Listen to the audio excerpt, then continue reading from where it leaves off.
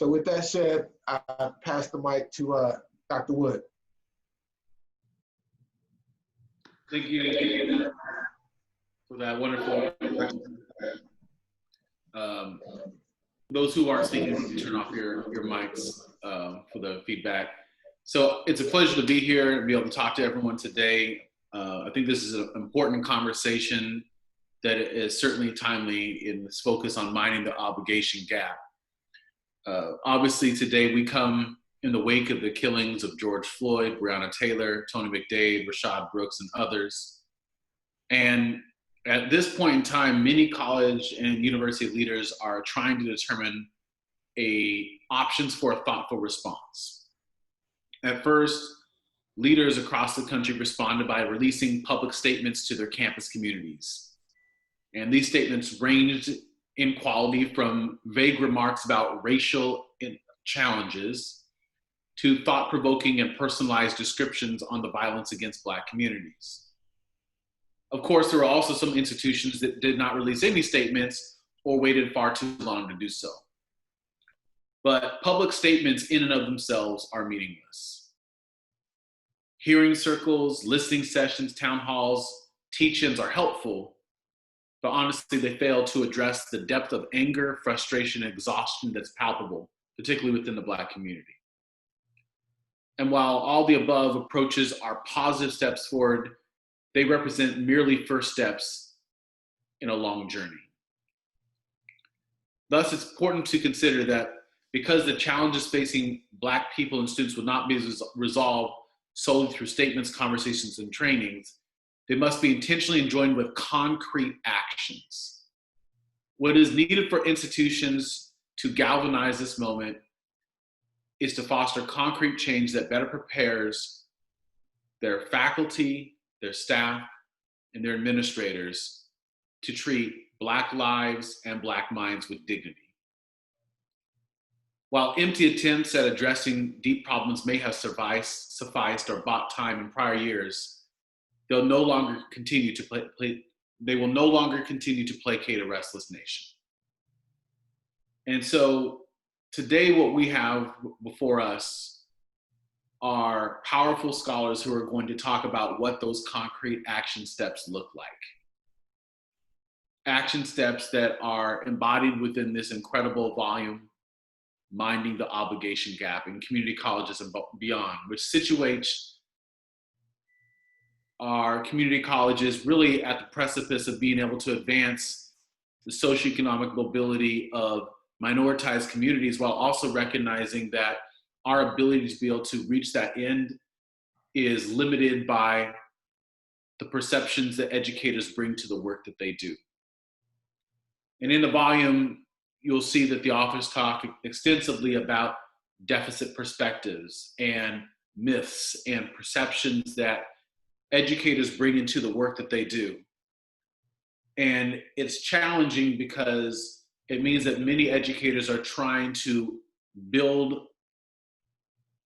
new structures, policies, and systems with broken tools, or no tools at all.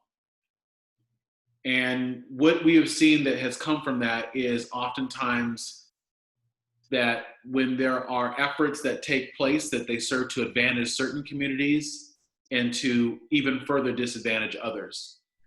In my own experience under the guise of equity, especially since the equity planning movement from a number of years ago at this point, which now seems like the distant past, is that you had a lot of institutions say that we're gonna do this big thing.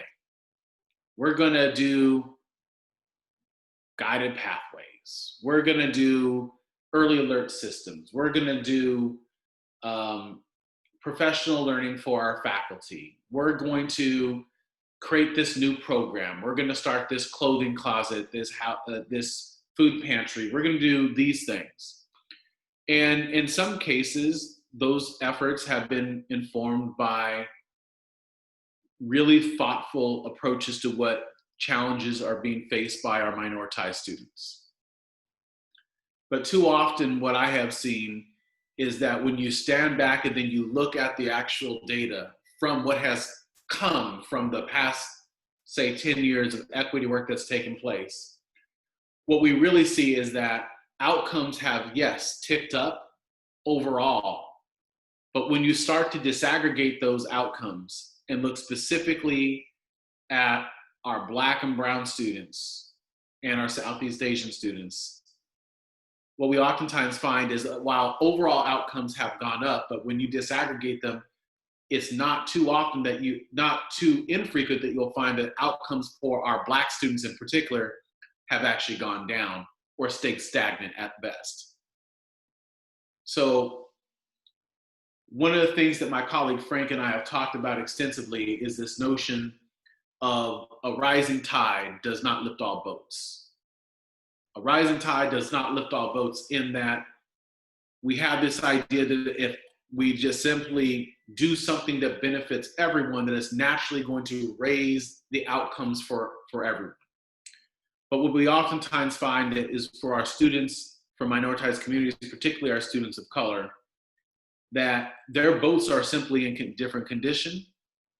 You can have students who experience boats that have holes in them due to systemic oppression, racism, police brutality, healthcare inequities. You can have boats that aren't even in the water because our relationships, the pedagogy, the services that we have don't touch these students because in reality, they were never designed to do so.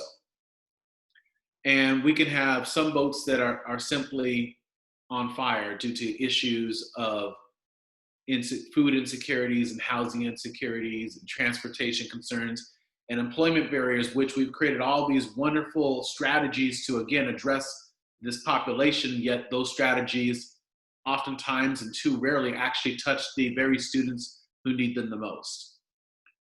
So what I'm hoping that today's conversation will produce is two different things. One, a critique of what equity has meant in our community colleges and how our notion of equity has continued repeatedly, recurrently, and continuously to fail our minoritized students.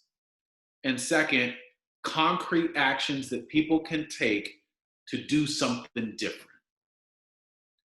And I would say that if your heart is not moved to do something different, then this is the wrong conversation and the wrong book. But if you have a heart like I do, that's for our students, for equity, for social justice and racial justice, then you're in the right place, at the right time, in the right moment for the students that need it.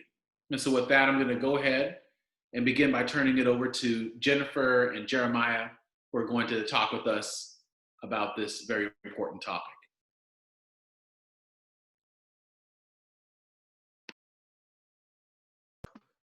I had to unmute myself. Thank you, Dr. Wood. You reminded me with the boats because we felt like our kids were getting too complacent with life. My wife and I, we have 5 boys, and we wanted to understand that some of the things that they experience are not the things that all students experience. And so we found this show. This show is called The Most Dangerous Ways to School. Most Dangerous Way to School. I recommend it for all of us who have kids. You should definitely let them check it out. There were these 2 young girls. The oldest is 7. The youngest, I believe, is 4. 9 and 4. Excuse me, 9, 7, and 5. The 3 of them go to school. It takes more than 2 hours, but in order to get to school, they have to take a boat to get to school. They have to go across the river. The captain of this boat is 9, and her youngest sister doesn't know how to swim, but the boat has holes in it. So the whole time they're in this treacherous river that has caiman and other types of potential hazards, they have to continue to bail the water out of the boat, right? And so that's some of the things that, so if you look at that, like, man, that's crazy. That's Nicaragua. There are students who face similar type circumstances here on their way to school. So I appreciate you bringing that to the fore. And that then transitions us to the kind of impetus for this book. We know that there are students, because we think about some of these things, right? And I was having a conversation with someone about how egregious things are in some third world places. But in Flint, Michigan, they still don't have clean drinking water. water is the most abundant resource in the world, right? But right here in the United States, in a major metropolitan area, they don't have clean drinking water. That should never be an issue, right? And if it was in a different neighborhood, then it wouldn't have been an issue in the first place.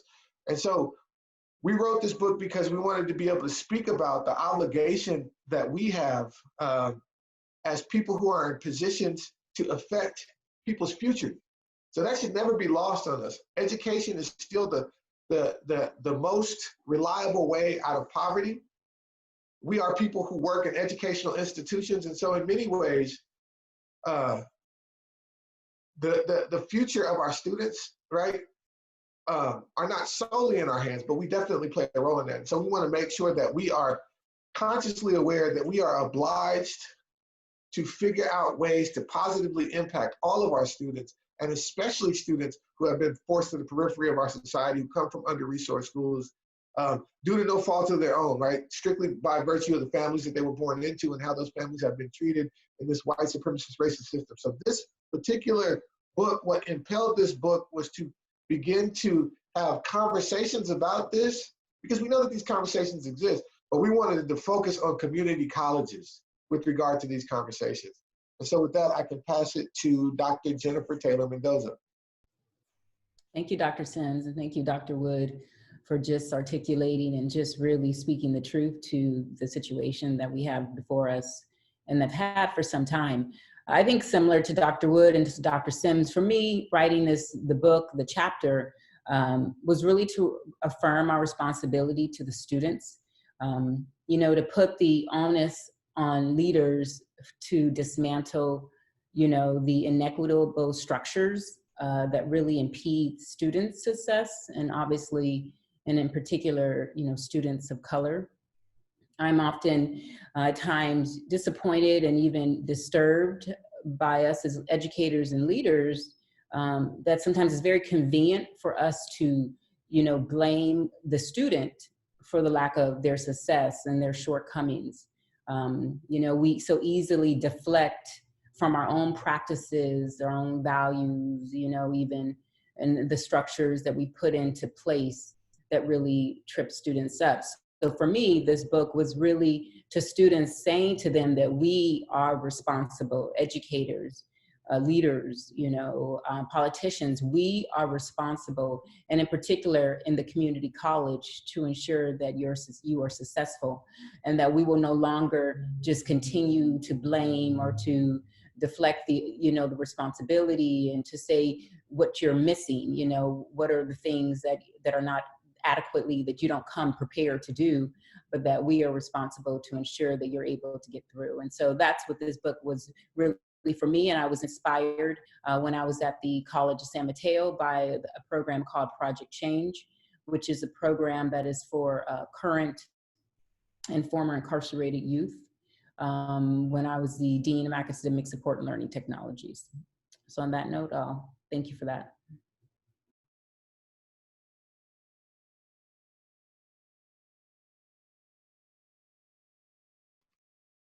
We're going to jump into, we're going to do the poll.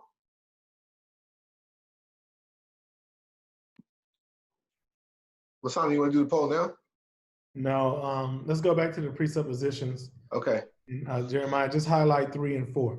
Okay, so the point of the presuppositions is this. In case, and we hope that this isn't the case, in case there's any ambiguity about the intentionality of what one of the authors is speaking to, use these presuppositions as a way to disambiguate that, right? So if you're like, oh, so-and-so said this, Lasana said this, I'm not sure if he meant this or he meant that. What he meant is derived from these 6 presuppositions, right? So the obligation gap is real. I'll just read through one time. The obligation gap is the byproduct of white supremacy and racialized capitalism. Community colleges are uniquely positioned to function as disruptive technologies. Disruption is necessary to identify and close the obligation gap. Closing the obligation gap will benefit poor ethno-racially minoritized students of color. Committed educators must be willing to function as a conduit of justice-centered disruption. So we talked about the first 2 during our last session, For this session, we're going to go with the middle two. So community colleges are uniquely positioned to function as disruptive technologies. For a long time in education, the idea of disruption has been seen as negative or pejorative. But what we're arguing for is that the structures that are in place, the microstructural kind of inequity that's in place, needs to be disrupted. It needs to be interrupted so that we can begin to carve out new spaces where traditionally marginalized students, where poor ethno-racially minoritized students of color can feel valued, can feel welcomed, and know that their voices matter and know that their lives matter.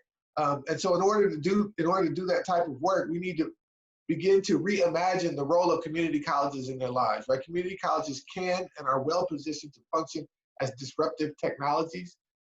And then concomitantly, disruption is necessary, right? To not only identify, but also close the obligation gap. And so what Lasana is going to speak to is ways to think about programming that disrupts the status quo in order to achieve educational equity for all of the students we serve, but especially those students who have been left out of the kind of positive impacts and agentive opportunities that other students have. And so with that, we are done with the 6 presuppositions. So what we're going to do now, thank you, Jeremiah. What we're going to do now is take a couple of polls. So the first one is going to pose a question. Jeremiah, just go with the one, just put them up in the order of the slide, not the order that we have the polls. So the first one, what we're going to do is ask this question. And we're just trying to get an idea of those who are in attendance this afternoon about what level have their organization committed to the executive level of where equity work is being done. It's very important to kind of get an idea of where we are as a system, but also nationally, because far too often, a lot of the equity work is done by reassigned time of a faculty member. Now we have this overhaul of the college. We're reimagining education. We're going from the right to fail model to the student success model. And we sometimes, I think, underestimate what it's really going to take and what it's really going to need to be done. And so as we can see on the poll here, according to the attendance today, 18% have vice presidents, 9% has AVPs, 36% deans, 8% associate deans, 30% directors.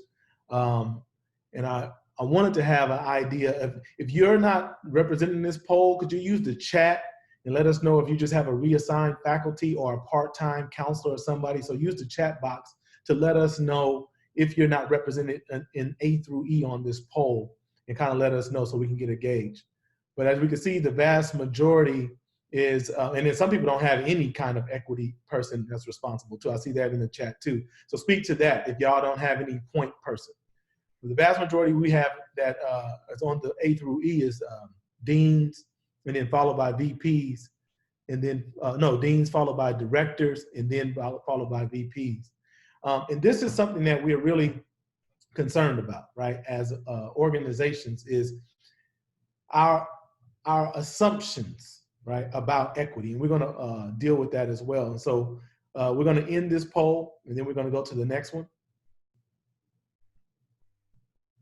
This poll says, what types of equity-centered programming are available for employees at your campus? Are we using speakers? Are we doing flex day workshops? Is it some kind of structured, protracted, consistent training, or an other? And if you have an other, please put in the chat box what types of trainings are taking place. And if it's none, then just say, hey, it's not any. That's the old poll, Jeremiah, for some reason. I think you're sharing the results with the attendees. Okay. Yeah. Good. All right, so let's look at the results real fast while we take the other one. All right. So relaunch poll 2.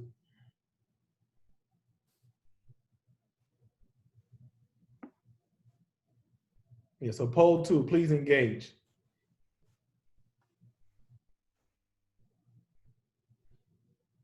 I see in the chat somebody says it's only a budget line, so they don't even have anyone in charge.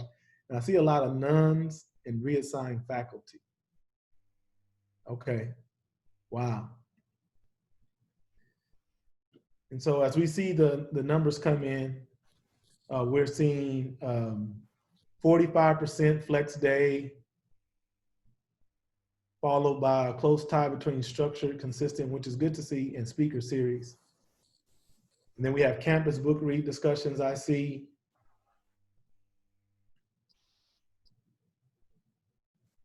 Some of them have multiple.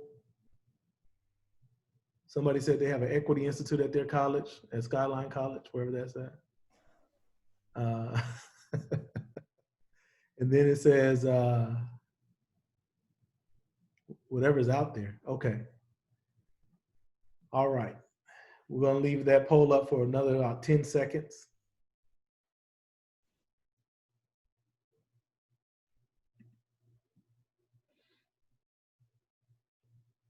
Thank you very much for participating in that poll.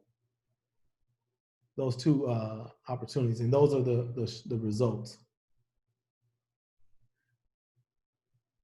So we just wanted to kind of get an idea as the co-authors, but also give you all an idea of the attendees of what's going on and how people are approaching this work. And when I start talking about the programming gap in my section, I'm going to unpack some of these things about the role of leadership and the types of programming. So at this time, I hand the floor back over to Luke Wood, who's going to prepare us for the author's opening remarks. Okay, so thank you. And I think those polls were very informative to help us realize that many of our campuses don't have the necessary infrastructure or visibility of this work. And so I think it's very telling that there was a number of campuses that had faculty or other as an add-on duty rather than a primary duty. So what we're going to do now is transition into authors' opening remarks. So each author will speak to one of their most rewarding professional development experiences dealing with race, culture, gender, or another identity. And so we're going to begin with Jeremiah, then we'll go to Jennifer, Lasana, and Tabitha from there. All right, so my most rewarding opportunity was as a trainer, and not someone who was on the receiving end. It's been a while since I've attended equity trainings, but I have had the opportunity, been blessed to have the opportunity to conduct equity trainings. And so I had someone who came in to an equity training. So at CSM, College of San Mateo, we have the Enacting Educational Equity Trainer Series. That's what chapter 5 of this book is about, that Dr. Conaway will discuss soon. Not today, during the next session. And so I had a gentleman come in, he's a professor, and he was not able to allow women to speak. I think that there was something in his background that precluded him from recognizing that, I don't know, but for whatever reason, he would speak over women continuously, and he was convinced that racism didn't exist. So there were those two things, and I thought, man, this is going to be a hard way to go, because he would come to all the equity trainings that I did, and he and I had a good relationship, but he would come in and challenge, no matter what I was talking about, he would challenge it with the same refrain, which was, in my country, everybody's the same. I don't know if racism even exists. And so eventually over time, he spent a semester with Tabitha and I, and of course did a bunch of work on his own, reflective work on his own. And I can say now that he is one of the strong, and he's not a spring chicken. He's got to be in his 60s. But he is one of the, and Jeremy knows this, everybody at CSM knows this, he's one of the most kind of adamant, staunch supporters of educational equity and anti-racist pedagogy. I mean, not just in the classroom, but also on the hiring committee. And so he is, if ever there was one, a beautiful, beautiful case study of what it means to provide continuous and continual training on cultural fluency, on anti-racist pedagogy, on educational equity, because he fully immersed himself, even though he was resistant, and he's totally changed now, to the point where he's starting to bother people about the things that they're doing that are inequitable on our campus, where before to him,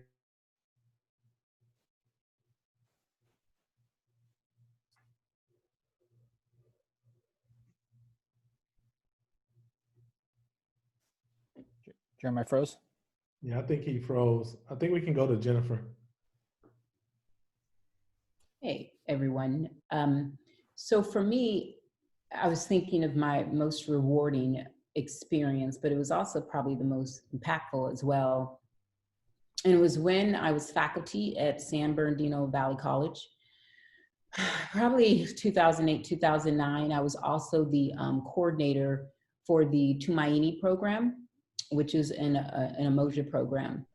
I was part of the Umoja governing board for about 10 years.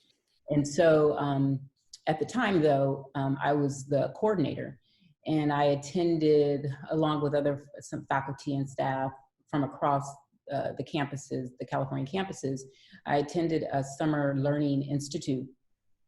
And at this Summer Learning Institute, I was a participant led by a group called Leadership Excellence out of Oakland. It's a nonprofit. Some of you might know about it, but it's basically an organization that is dedicated on educating Black youths for social change. And at this, the retreat, the team took us through what is known as the Middle Passage. And it was a 4-hour experience that included not only interactive activity, but also sort of didactic component of which replicated the movement of Africans out of their continent, of course, to the Americas. And the experience to be with I think it was about 40 of us going through this experience, to literally go through what Africans went through on the ships, being treated like cargo and bound together, and hearing noises of, babies crying, and sort of the mental and physical abuse that took place on this ship, and just the treatments of Africans into enslavement. It was the most impactful experience that I had been in. It was also, obviously, as you can imagine, if you understand the Middle Passage and all that took place, it was, emotional, super emotional. I remember, oh God, I was crying so much, but the whole time, but it was just, I think the sounds and the experience, and to put myself there, was just, gave me a profound understanding of just the treatment of Africans, of me, that I've never had before. And so I think what was the most sort of rewarding was the way that the facilitators were able to really provide sort of analysis and discussion around just sort of that experience and how to operationalize it to just the trauma that, students experience and what they come with, and just how as educators. And so it was amazing, and I don't know if they do this anymore, the Middle Passage, or if there's organizations out there, but it was just something that when I think of to this day, was just sort of just major in me, just having a better understanding in history and having a thirst for wanting to understand as well. So thank you. Thank you, Dr. Taylor Mendoza. I've been through more professional development experiences than I would like to mention, but one I recently went through a few years ago is hosted out of Southern California. It's called Footsteps to Freedom.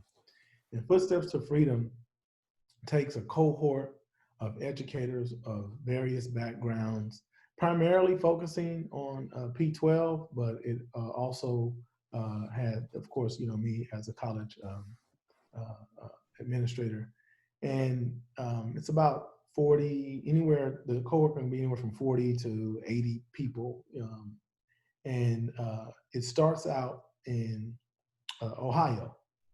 And then you go on this journey, a journey from, we leave California, go to Ohio, and then we start out at the Ohio-Kentucky border.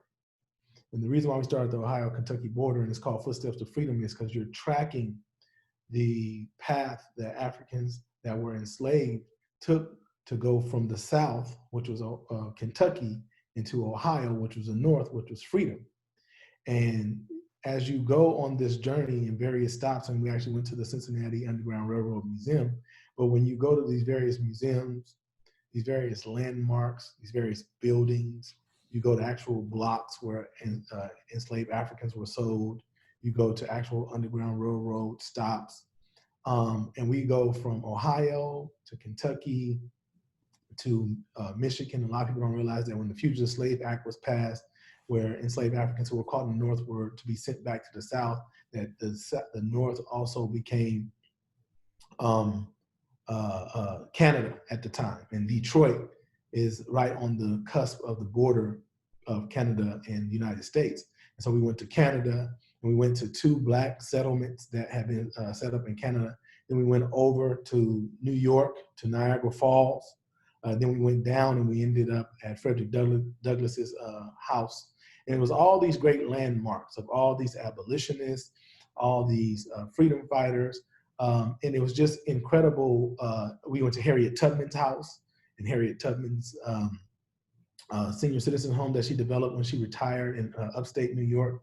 And we go to all these places, and one, you have the museum feel, but also you're literally in the spaces where our enslaved ancestors were. And we have, and on the tour, they have these wonderful historians and griots or jellies who are telling the stories, people who are either local to the area or people who came with us on the trip. And so Footsteps to Freedom is something I strongly recommend. You can Google it, look it up. It's a wonderful experience if you want to have one as an educator, where you're literally in the spaces having those experiences. So at this time, I'll pass the floor over to Tabitha. Hello, all. I'll share a time. It's the same program that Dr. Sims spoke about, where we co-facilitated. As a note, remind me not to go after Lasana and Jen anymore. But I think for me, what I learned as co-facilitator of this training series, which was a year-long program, aside from really working with faculty and staff to talk about how do we centralize our students' voices, like how do we bring our students' stories and voices and expertise in the classroom, I think what I found was most rewarding for me is the community that we built, especially as community college educators. It's scary. It's scary to look at your curriculum and then talk to people about your curriculum or talk to people about your practices and have them tell you that all of the work you are doing to try and support your students, to make your class focus on their voices is not working. And that's scary. And so for me, having this year-long PD with this group, building community and building our knowledge collectively as we talked about CRT and subtractive schooling and cultural fluency, it allowed the participants to understand equity kind of as infinity, right? It's a direction and you're constantly moving towards it and you're constantly getting better. And in order to better yourself in anything, you have to admit your shortcomings and you have to work collaboratively to address those shortcomings and not be afraid for that to happen. And oftentimes without that trust, it's scary, right? It's scary to show peers your lesson plan or to record yourself and share that and have somebody tell you that the work that you think you are doing very well may be missing the mark, or you may need to think of other things. And so I think for me to be able to build and have that community and have people feel confident enough to share lesson plans and confident enough to come to the group with questions about, hey, I tried this. I thought I was focusing on this voice. I thought I was trying to uplift women of color, but my responses from students failed. Why do you think that is? And it became a place that we could workshop collectively. And so for me, that was the best experience, because it's this ongoing community of practitioners now that feel comfortable asking each other questions and feel comfortable hearing answers that may be very uncomfortable. So I'll pass it to Jeremy Wallace. How you doing, y'all? Thanks for coming to the webinar today. My name is Jeremy Wallace. I am a associate professor of English at College San Mateo. I'm also the District Academic Senate President for the San Mateo County Community College District. My experience is very similar to Jennifer's. The most rewarding professional development opportunity that I've undergone was the Umoja Community Summer Learning Institute. It's a week-long, very intensive training. It's not a conference; it's an experience, right? Right, Jennifer? She with us? Absolutely.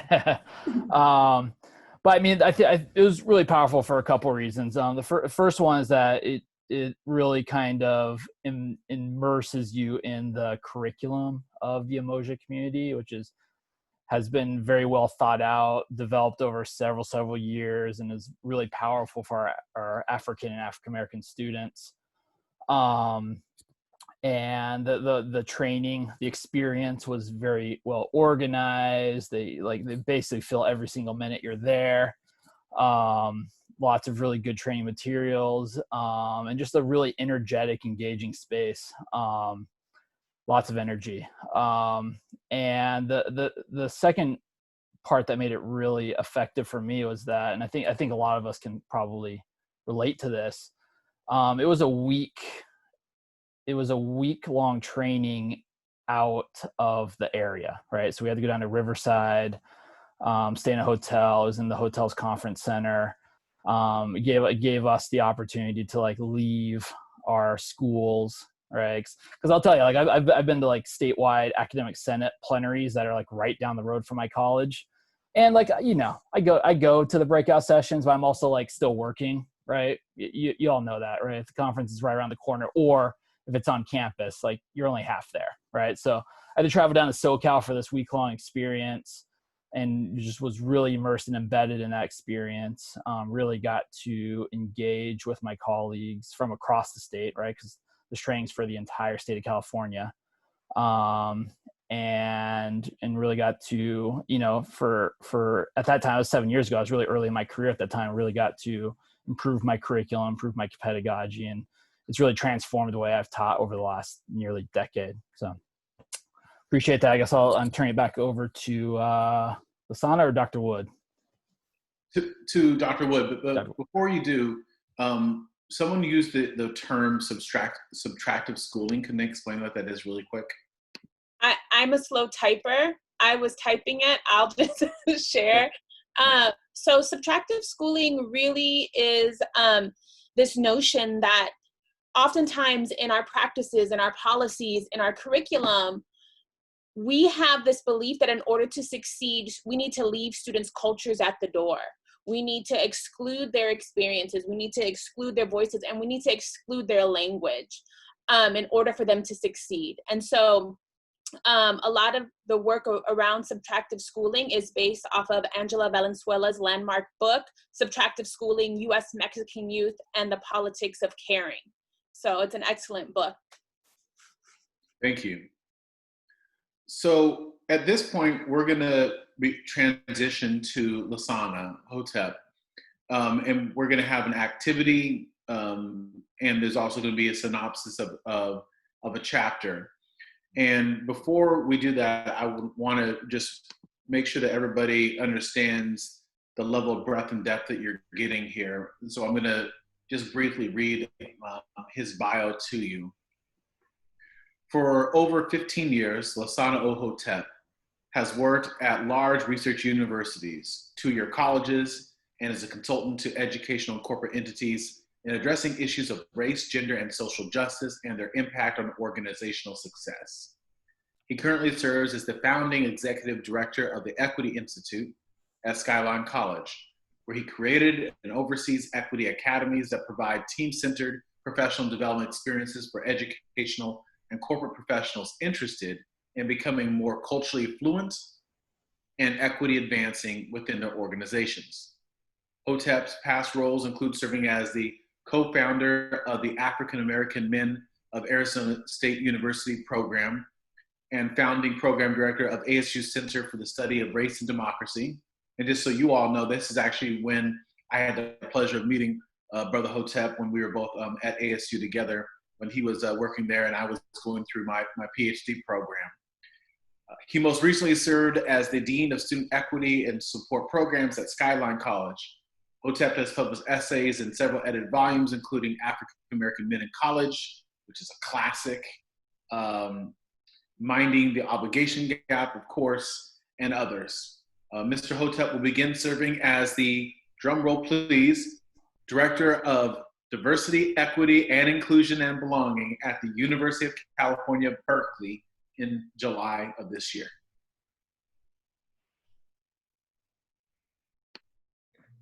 Thank you very much, Luke. I appreciate it. I didn't know that was where you were going to stop.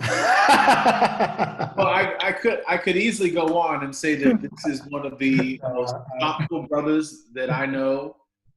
When I am looking for my, in terms of the work I do on equity, my own guidance on how to approach different problems, theories to look at, understanding of the histories that inform some of the racialized violence that happens against Black communities, an in-depth understanding of anti-racism and anti-Blackness in particular.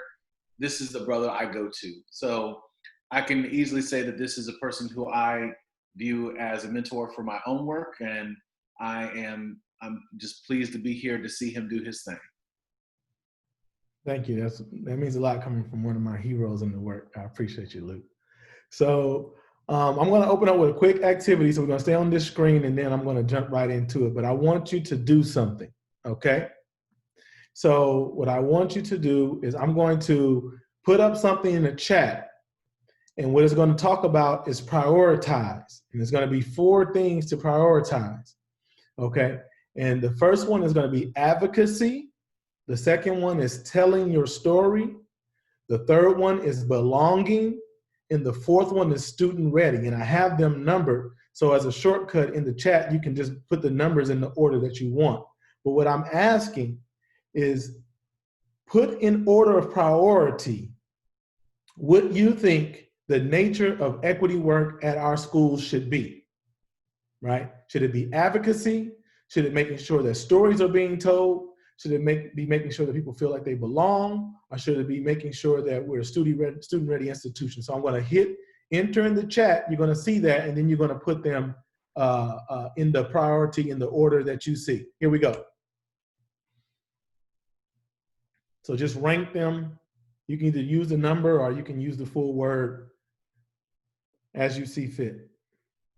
The nature of the equity work at your institution. Which order should they go in?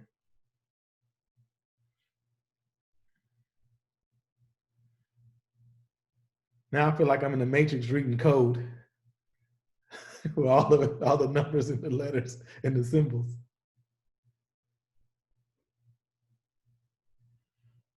Looking good, looking good.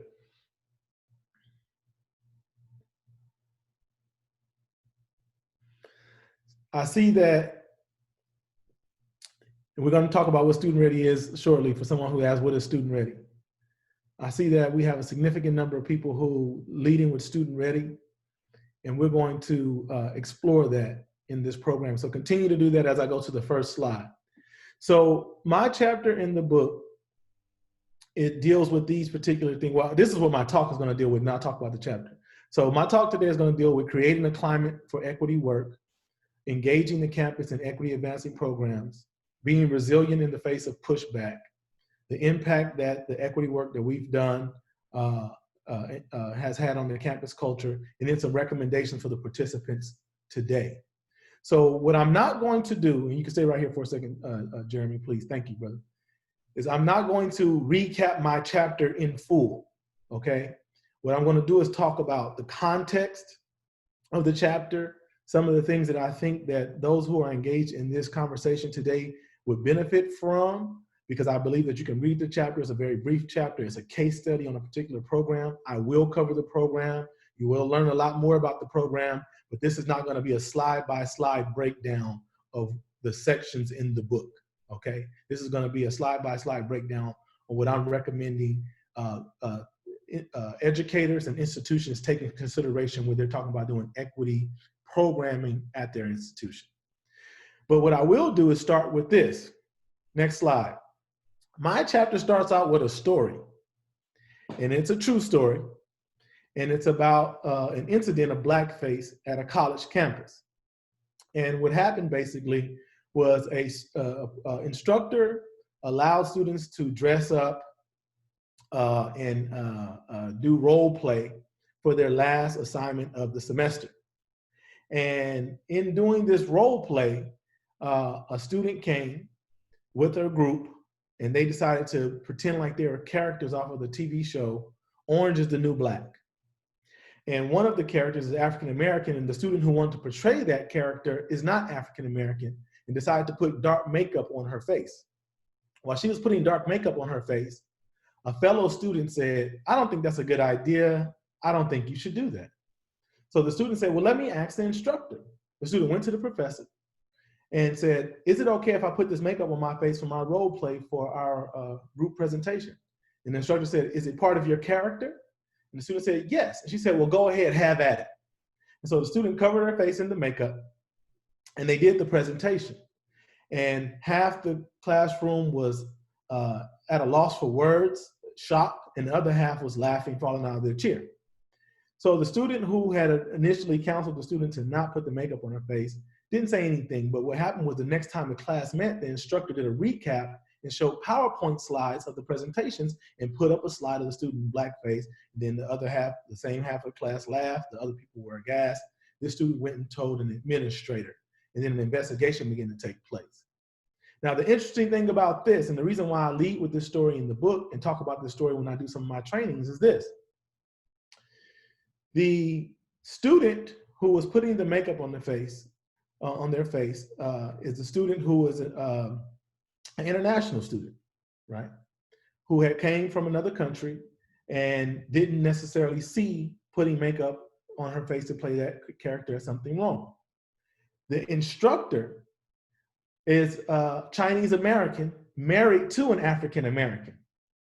This is the person who said, thumbs up, put the makeup on. And not only married to an African American, has 2 children who have African American and Chinese American heritage. And the student who was totally appalled, who relayed this to the administrator, will be classified as a white person, right? And so it defies all of the traditional things you would think about a racialized incident on campus.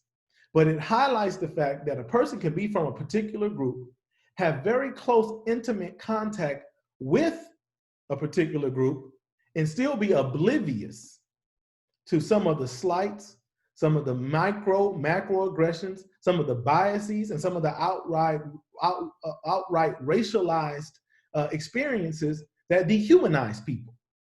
And so I would like for everyone, regardless of your cultural background, your racial background, your experience in terms of working in equity work, to give yourself permission to kind of be open to this kind of conversation that we're having today. Because what happens is we say, well, I'm of this group. Yeah, Lasana, you need to be talking to them because they need to know. They need to know what's going on, right? There is no them that they need to know. It's a we and it's an us, right? And I start the book out, I start my chapter out with that story to kind of set the tone, right? So next slide, please.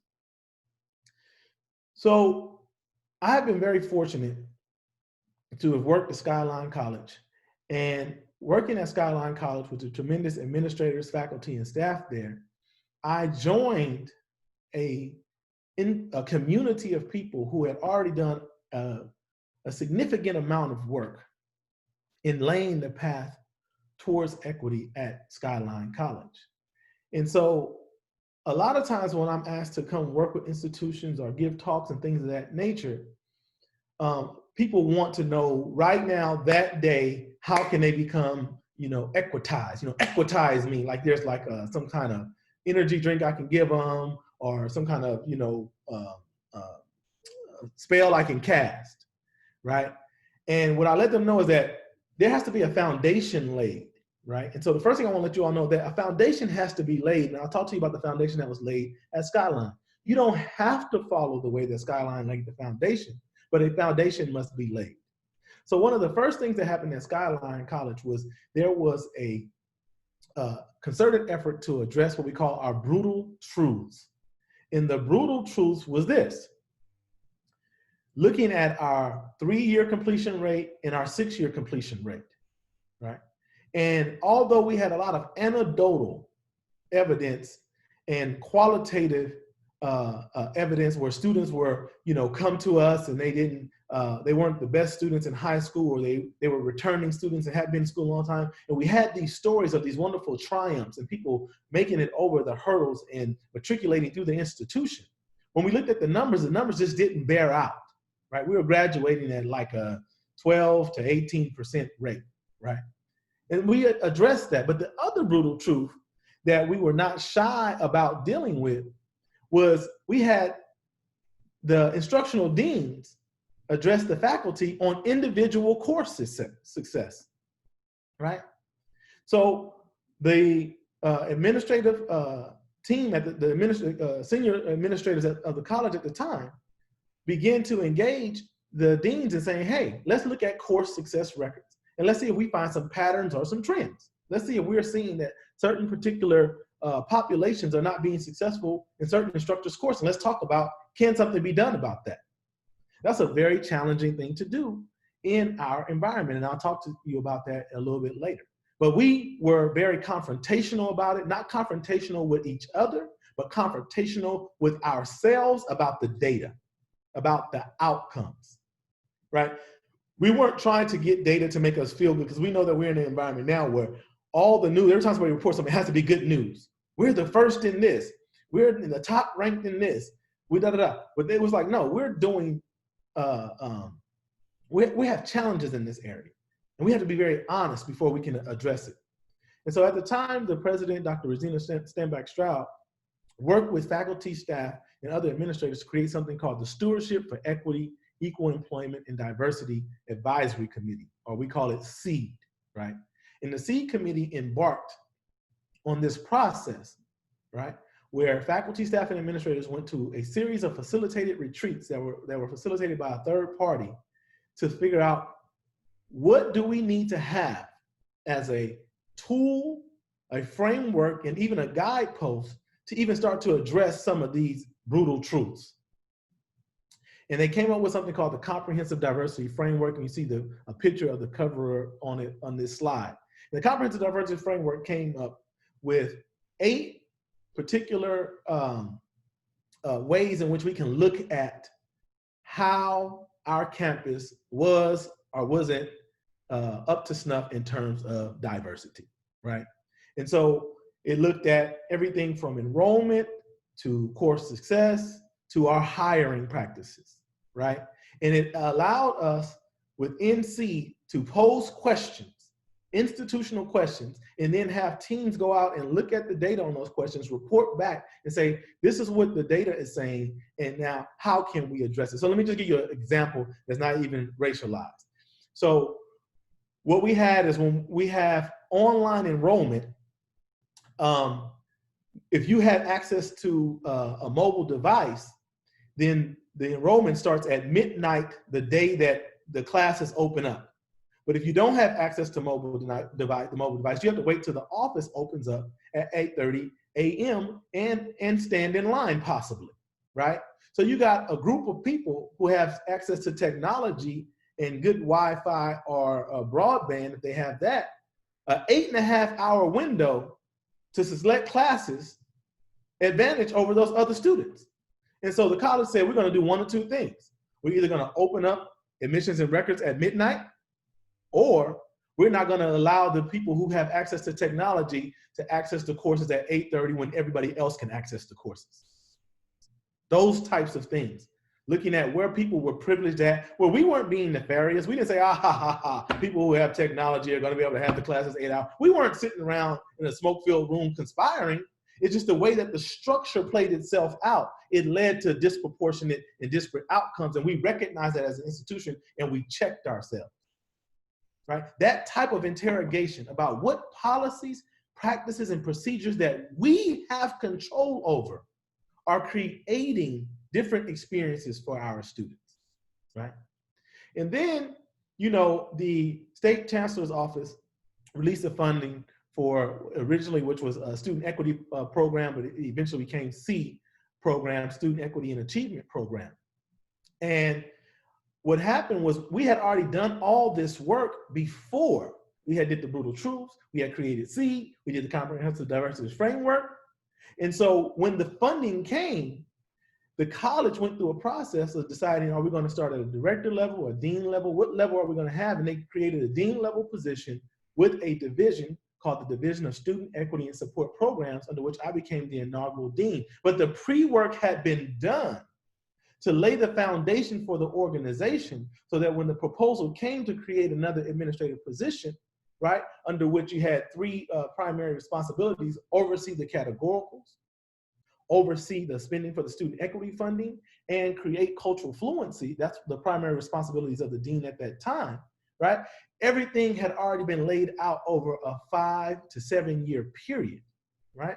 Now, I'm not saying that for you to get to that point where you can actually either have a division or a department that you're going to take 5 to 7 years, but it is going to have to be some type of internal self-evaluative process that your institution is going to have to go through before you start talking about doing things. Often we like to just do stuff, and don't really have anything to really base it on. And so speaking about what we're going to base it on, I want to talk to you about what we base our work on within the student equity and support programs, and now the Equity Institute at Skyline College. Next slide, please.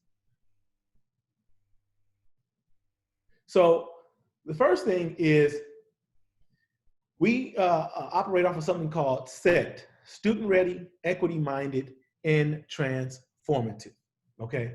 Being student ready really comes from this book, Becoming a Student Ready College, and it's dealing with this notion that in the past, post-secondary education was viewed as us being an institution as we are, right? However we are, we're that way. And then students have to come college ready. The focus was, how do we make more college ready students?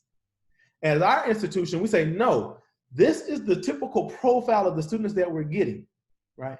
These are the communities they're coming from. These are the challenges that they're coming with. These are the experiences that they've been having. And we need to become a student-ready college, right? And you can learn more about that in this book right here. I always try to give folks resources that they can mine themselves.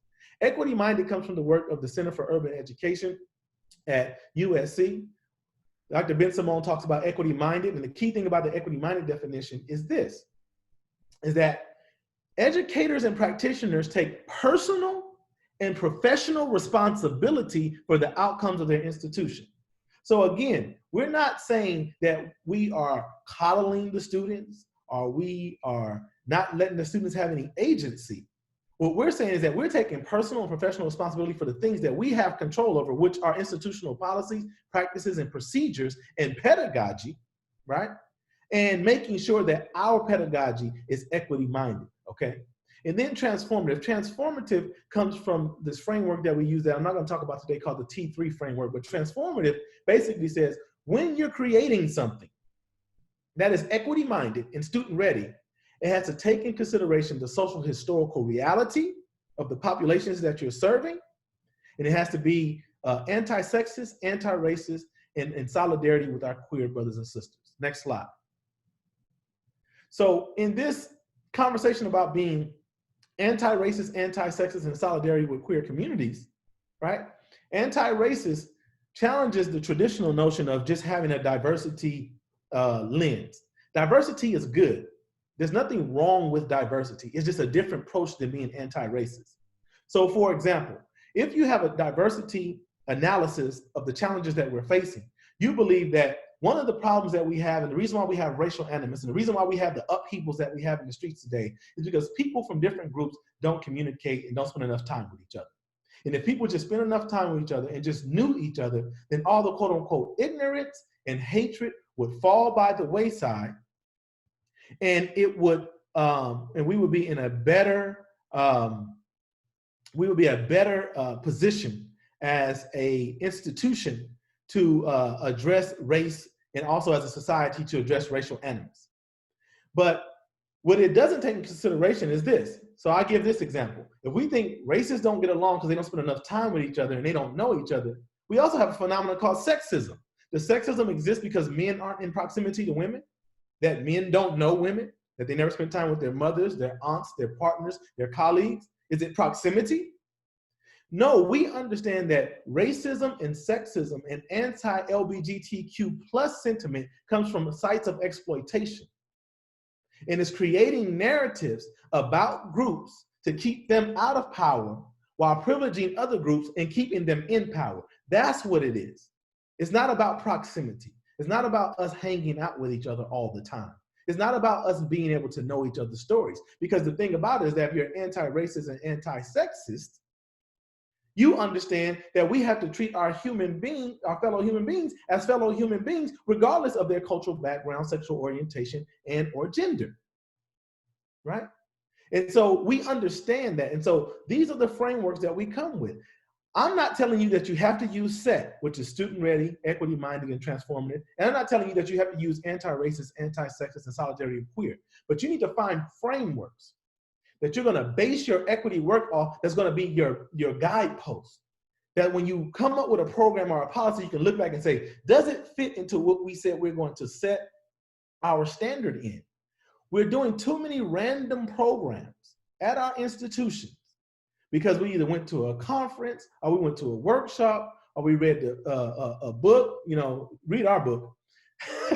We read a book, and Jeremy just sent me a message. Remind them that our book is #1 in education on Amazon and #12 in philosophy.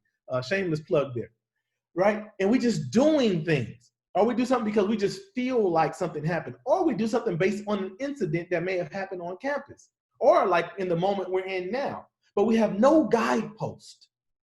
And what I'm telling you is that this rudderless work is actually going to do more harm than good in the long run. Because what's happening is you're going to think we did the equity work and it didn't work. But it wasn't rooted in anything, right? So next slide.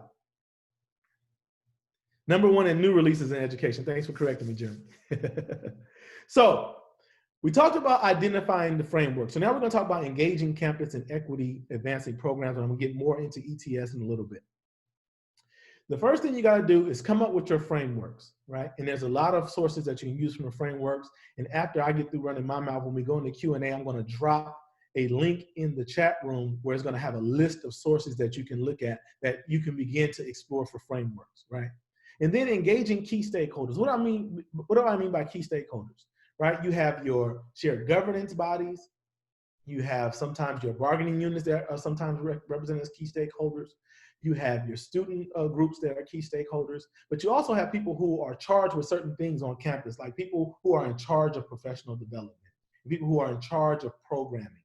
And there needs to be a conversation. There needs to be some type of, hey, what is the program that's already being done, right? What is it attached to? What are y'all linking it to? And what are the ways where we can collaborate? Everything doesn't have to be conflated, right? Because what I want you to understand is that the type of equity work that we're talking about is not to be conflated with the diversity and inclusion work that colleges want to do as a whole with their staff, faculty, and administrators. And people like to conflate the two. We're talking about the work that leads to student success for groups that are disproportionately impacted in the data. That's different than the human library type of work that you might do as a campus to build up diversity and belonging and cultural understanding. One's not better than the other, they're just two different types of work. It's examining the data, right, about students who are traditionally unsuccessful at our institutions and positioning our institution and our programming to be responsive to that.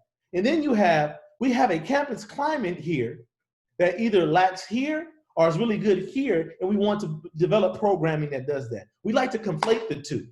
And then we have this war going on that if someone's not doing the brown bag talks, right, about this particular thing, then we shouldn't be using the equity funding for that. The equity funding is coming down to close gaps. That's why you have to turn in a report that talks about the gaps in the 5 areas. That's in the state of California. If you're not in California, we still have groups that you can have your research people do and look at the 5 areas that we look at in the state of California, from access all the way to transfer, and do that programming. But that programming does not have to be the circle of group therapy that might need to be done to deal with some trauma that has taken place. They both can exist simultaneously. They're not mutually exclusive, but they get conflated. So you have to engage the stakeholder and say, what are you doing? All right, how does that overlap with the student success work we're doing? Where it overlaps, you collaborate. Where it don't overlap, you support one another. What we did, as you can see the flyer here, we did our first Equity Summit in 2016. This is the flyer from 2018, and we had our keynote, now the infamous, internationally known Ibram Kendi, when he had just published his book, Stamped from the Beginning. But we did an Equity Summit. The Equity Summit was our large kickoff event where we had 12 practitioners and activists from all over the nation come do equity talks and sit on plenaries, with the keynote being Ibram Kendi. The first one we did in 2016, the keynote was Angela Davis. The one that we have coming up for 2020, 2021, the keynote is Bree Newsom. But this is the big kickoff event. I recommend, if you're going to do any type of equity work on your college and you're trying to establish a particular atmosphere, you do the pre-work, and then you come up, what is going to be our kickoff event? When is going to be our launching event? It doesn't have to be as big as the Equity Summit that brought in 500 people from all over the region, right? But what is going to be our kickoff? And then the kickoff kicks off the protracted consistent thing. The protracted consistent thing is Equity Training Series, which I'll detail shortly. We also have the Call to Conscious lecture series that we partner with Student Life, right? And also Student Government. And so we collaborated with them on that program. They were already doing that program, and we began to collaborate with them. Again, you meet with key stakeholders, say, what are you doing? Whether they converge, whether they align, and you do those things. And then we created something called the Beyond the Margins Equity Forums. And Beyond the Margins Equity Forums were town halls led by faculty, administrators, and classified professionals in a particular area that was salient on campus, a particular issue that was relevant. We had one on how do we address this era of guided pathways, and where does our communities, our learning communities fit in guided pathways, right? We did a campus climate survey. We showed the findings at a Beyond the Margins Equity Forum, and had a discussion about what can we do as an institution, right? So there's multiple points of engagement. Equity Summit, the big high profile thing. Equity Training Series, very protracted, intimate, cohorted, Call to Conscious lecture series. Big speakers come, you know, we had Dr. Angela Kyoto Williams, we've had Kevin Powell, we've had a variety, we had so many speakers, I can't name them all off the top of my head. Tim Wise, people of that ilk. And then Beyond the Margins are more of a town hall about something that's very relevant to us. Co-sponsored programs, I talked about that, partnering with your Umoja or A-STEP, in our case, community, partnering with your Puente, partnering with those culturally based programs that are inviting high school students that's considering coming to your institution. At our college, we have a program called Cypher that focuses on hip hop pedagogy. We partner with Cypher in their Rock the School Bells, right? So we find these co-partnerships. We do trainings at Flex Days, and we have relationships with our instructional deans to get into the division meetings. Next slide. So now I want to talk about ETS. ETS, this is a schedule. This is the schedule that we have for 2020, all right? 2020 was the first time that we ever had to go from face-to-face training into virtual, but we weren't going to give up when we had to go virtual because of COVID-19. We just kept the schedule. We rearranged some dates, went virtual, and completed the cohort. But this is kind of an example. I put this up here so you can have an example. So the introduction orientation of equity in education, facilitated by myself and my colleague, Katrina Pantic, who co-facilitates with me at the Equity Institute, and when I was over student equity and support programs. And that's where we just lay down basic concepts in equity in education, our frameworks, how we go about this work, some things to be considered, and who to expect when you are going to engage in the process, right? And then we had Dr. Christian Sleeter come and talk about whiteness in education. You see a picture of her here facilitating a section on critical race theory. And then we had Brian K. Smith come in and talk about men of color in college. We had Genevieve Negron Gonzalez come talk about supporting our undocumented students. We had Dr. Amr Ahmed talk about enhancing the awareness of Muslim students, our awareness of Muslim students and supporting them. We had Erica Vera Santos talk about Filipinx student success. And then we had Dr. Ronnie Ellington talk about transformative STEM education, okay? And so this is kind of the type of folks. The thing that makes it work is that although a lot of people can do these trainings, like individually, you can say, oh, well, somebody on our college campus who can do these trainings, or Professor so-and-so does that, and Professor so-and-so's in this field, That's good, and you want to use those resources. The reason why we go outside, right, is because these people have, one, a particular area of expertise that we don't have, but two, we want to create the experience where our faculty, staff, and administrators are engaging with people that they would normally see at an NCORE or some other large type conference that they wouldn't be able to have access to. And now they have 3 hours of access with them in a very close setting with individualized support if they need it. And we wanted to give our cohort that experience. So we've had Robin D'Angelo come and facilitate for us. We've had Frank and Luke Wood come and facilitate for us. We had several people come and facilitate for us. So next slide, let me give you the layout of ETS. So it's for faculty, professional staff, and administrators. It's not just for faculty. It's not just for pro staff, and it's not just for administrators. We are very intentional about this, and you can see this is one of the cohorts that we've had. And in this picture, there's deans, there's directors, there's classified professionals, there's the whole gamut there, right? And we wanted to do something because the reason why ETS was created so that the campus college community can have a baseline understanding. That when we're having conversations about diversity, equity, inclusion, anti-racism, anti-sexism on our campus, we all have at least been exposed to the basics together. Now, where you go beyond that on your own is great, but at least when we're in the room and we're having this conversation, we all know that we went through ETS, right? And we had these similar conversations, so we know where we're coming from. Whether you agree with the baseline or not, that's not what it's about. We're not trying to do anything where everybody agrees. It's about being exposed, right, to the same information. So when we're having our conversations, we know at least the level of minimum baseline exposure. That's what ETS is designed to do. That's why we create cohort experiences. That's why you want to have protracted experiences at your institution. You want to have a baseline from which we're having conversations from. Based on how detailed logistically it is between the work of myself, Monique Hernandez, and Katrina Pantic, we just do it in the spring semester, right? And it's not consecutive Fridays, but it's a Friday, you know, maybe sometimes twice. We might have 2 back-to-back in January, 1 in February, depending on how our schedules are, but it's on Fridays from noon to 3. We feed lunch to the participants that come in at noon. We start immediately, and then they have that 3 hours with that facilitator to delve in. And the facilitator is giving 2 mandates.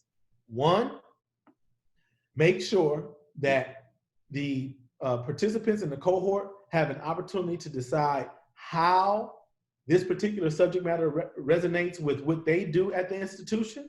And 2, to make sure that it's engaging. So you can do lecture a lot up front and then some activities, or mix it all in, but we want engagement and conversation, and we want them to walk away with some type of reflective activity.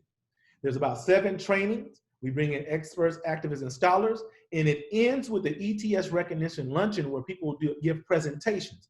So they can form groups within ETS or teams and say, we're going to present as a team on this phenomenon.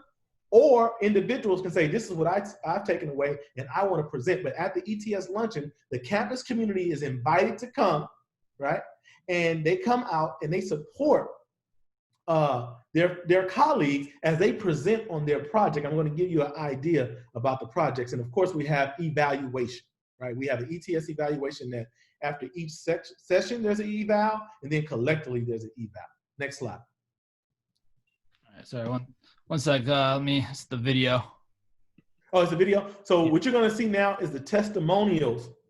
And this is the video from the last cohort that we had to do virtually because of COVID-19. So we had them give some of their testimonials in the form of a video. So check this out just so you can hear about the experiences from faculty, staff, and administrators going through ETS. All right, do me a favor. So give me a thumbs up if you can hear it. All right. I will.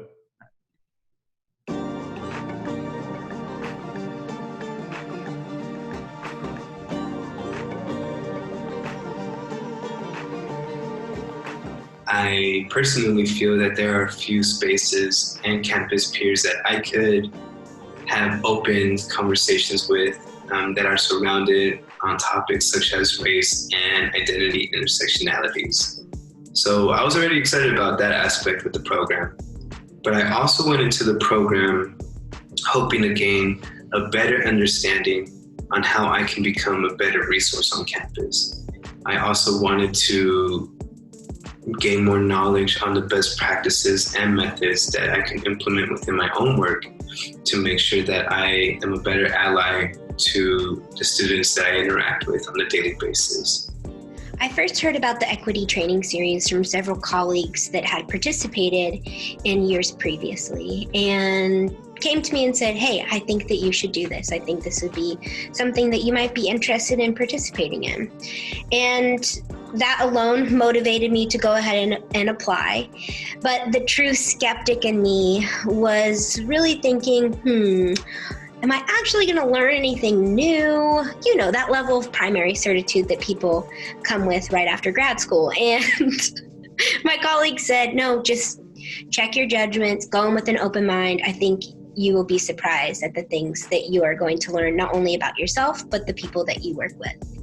I think I wanted to better myself, to increase my knowledge base of different cultures and backgrounds, and just to learn more. I think I recognize what I know, and I think that's really important. But when I think about equity, I think it's really important to have the humility to recognize that I may not even recognize what I don't know, my blind spots and the holes in my knowledge. And you can't really know what you don't know.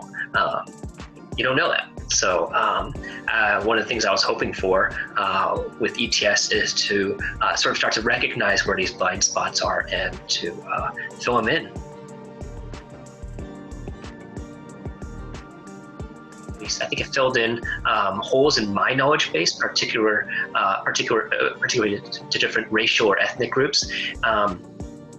Really, one of the highlights for me, I think, was learning about our Muslim population and some of the Islamic traditions and practices, which I really had very, very limited knowledge on. Each session that ETS has provided was eye-opening, to say the least. What I've learned the most from the experts who presented in our sessions was that there's so much more I can do. And I really appreciate the way that the equity training series talked about race, not in a way that it's something that needs to be tiptoed around, but in fact, like, this is a real thing, this is reality, and there are different issues that different racial groups, cultural groups, gendered groups experience in ways that we need to be aware of it and take it into consideration when we step into the workplace, dare I say, also the rest of our lives.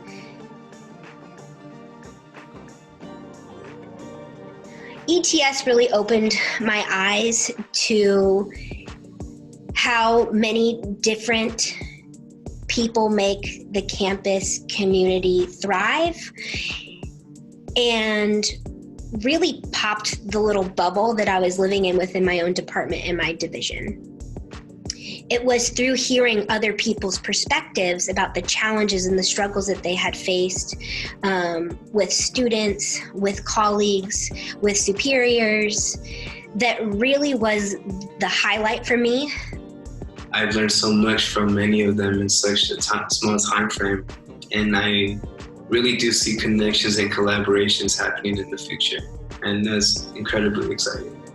I always enjoy other people's perspectives, whether it's our large group sharing, our small breakout groups, or even our Zoom groups, or really even the sort of informal one-on-one interactions. I really believe that change can't happen without community. And I think if we're all of a similar mind, that's how we get things done. It really was an environment that I felt everyone had an opportunity to speak up if they wanted to ask questions. But moreover, I cannot be more thrilled with the experts that were brought in to speak in their fields, which only has increased my list of books that I want to read after this is over. Overall, I really appreciated the time that everyone put into putting this together that was a part of the equity training series, and the people that showed up whenever we had our meetings on Fridays, ready to engage and participate. Now I'm no longer a skeptic of ETS, and I think I am really going to have to check my bias when I step into other professional development trainings, because this really exceeded all expectations.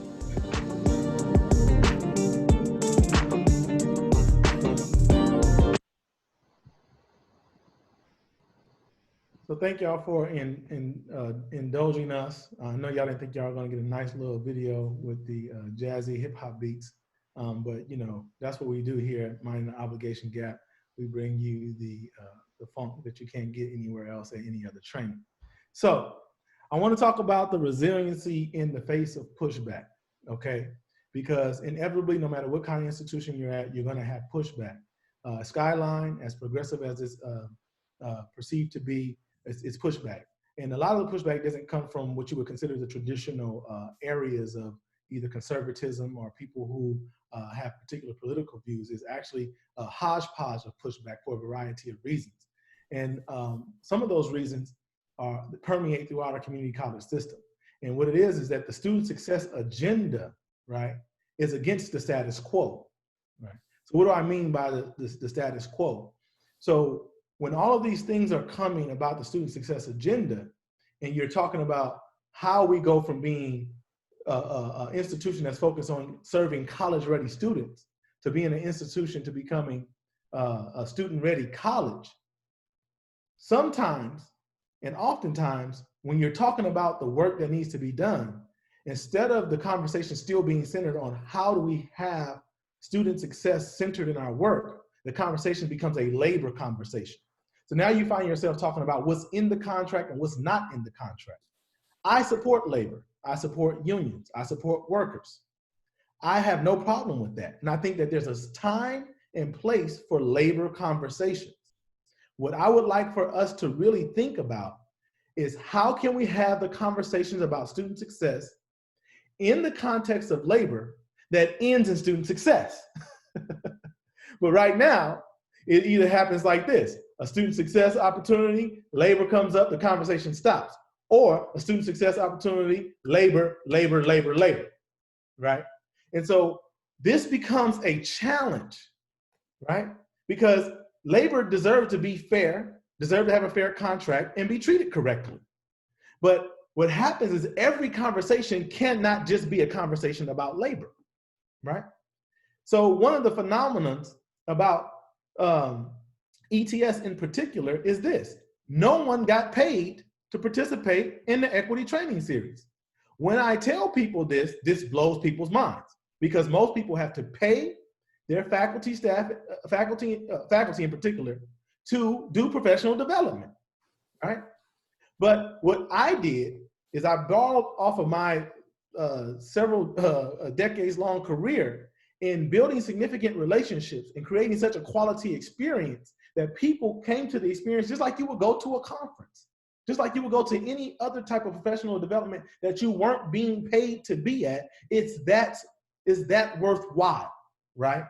And people still to this day, after us having 4 cohorts go through, you know, and I'll just give you the data, we've had 126 faculty, staff, and administrators go through the equity training series in 4 years, 46 classified professionals, 60 faculty, 21 administrators, right? That's not a bad triple double, right? 46, 60, and 21. I'll take it all day, right? So that's how we have, and not one of those human beings were paid to be in those 7 3-hour sessions. Yes, I know it sounds like a miracle. I know it sounds like magic. But what I'm telling you is that the pre-work had been done, the relationships have been built, but it's still a tension there, right? So we have to come with a way that we can reconcile the student success agenda and the status quo and really examine the status quo, okay? Another thing is budgeting. a lot of campuses, when it comes to the equity dollars, when they first came down from the state, had already decided what they were going to do with the money, because a lot of times the equity dollars were seen as just another pot of money. They were just another pot of money. And so positions were created that had nothing to do with equity, and people were getting funded out of that. I even worked with an institution who the president always wanted to have a public relations officer. So the president created a position, and the title was Director of Public Relations and Equity, right? Just put an equity on it, and then you can use the equity dollars, right? A lot of organizations take the money. It's ran by either an administrator or a faculty-led committee, and they just give people reassigned time, okay? And so when it comes to do programming, or when it comes to bring in supports, they say, well, we don't have any money because all of the money has been earmarked for reassigned time. That is not going to be the best way to get us to where we are closing the gaps. Because we got to remember, this conversation isn't about your individual feelings, your individual talents, your individual know-how, or your individual concerns about labor and making more money. This is about closing gaps with disproportionate populations. So the same questions that we ask when we start talking about programming are the same questions we have to ask when we talk about budget. Okay, we're going to give this person reassigned time. Or we're going to add another counselor to Umoja. What are we going to do to make sure that adding this is going to get us better numbers here? How is it going to impact the students when it's all said and done, right? And there's been all types of uses of these equity funds that I've seen that have kind of blown my mind. I've seen the equity funds taken where they take a significant number, and when I say a significant number, I'm talking about 60 to 80 faculty on a retreat to a beach resort, where for 4 days they go on a beach resort, and out of those 2 days, they kind of talk about equity a little bit. It's kind of like a pat on the back, like, man, we really do some good equity work. You know, let's go down to the beach, you know. And this is real. And so we have to look at budgeting in the area of equity. Another issue on budgeting in the area of equity is this. Where are the equity funds that come out of Fund 1, outside of just the money that comes from the State Chancellor's Office? Because as Gloria Steinem says, right, as a good gender studies person that I am, she said, if you want to show me your values, show me your checkbook. So we have these great mission statements and vision statements that talk about diversity and equity. But then when we roll out our checkbooks doesn't reflect what's in our mission and our diversity statement. So those are things we need to be cognizant of. Next, this is a challenge of mine because I've been doing this work for 2 decades. And what happens is, because everybody has gender, everybody has race, and everybody has sexual orientation, people assume that that makes them experts on the phenomenon itself. That they're experts on race, that they're experts on gender, they're experts on sexual orientation, right? It's like me coming up to one of your economics professors and say, I got a bank account. So since I have a bank account and I get a direct deposit every month, I know about economics, I pay taxes.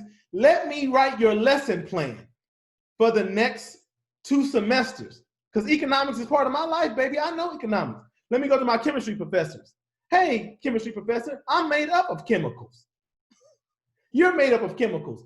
Let me teach 3 of your class. That's how people show up to the equity work. No one wants to listen to an expert because everybody thinks because they have race, they have gender, and they have sexual orientation, that their voice has just as much weight as the people who have been doing it for 25, 30 years. That they can sit at a table with Pedro Nogueira and be like, yeah, bro, let's chop it up, right? And that's why our colleges give a part-time counselor reassigned time to head up equity. That's why our colleges give a part-time kinesiology coach the equity charge. Because we just think, hey, he's black, they're black, she's Latinx, they're Latinx, right? This is problematic. So this is what equity becomes looking like. Equity is participation. This is the one that I have to deal with the most.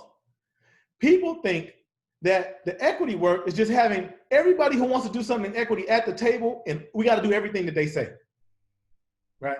So somebody want to have a brown bag, somebody want to bring in a speaker, somebody want to bring in a band, somebody want to have a potluck, We all need to do all of those things because we just need to participate.